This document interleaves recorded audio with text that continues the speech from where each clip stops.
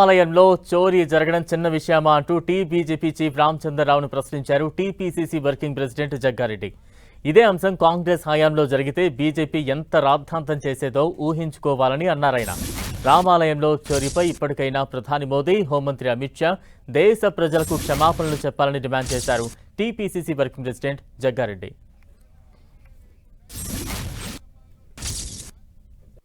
అంటే ఒక చిన్న మామూలుగా అంటే రామ మందిర్లో గుళ్ళ దొంగతనం అయితే చిన్నది అది.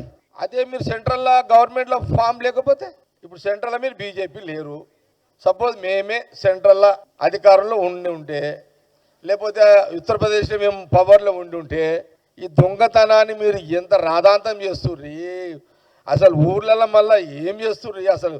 అంటే మీరు పవర్లు ఉంటే రామ మందిర్లో దొంగతనం అయితే చిన్నదా, అదే కాంగ్రెస్లో అధికారం ఉన్నప్పుడు దొంగతనం అయితే అది పెద్దదా.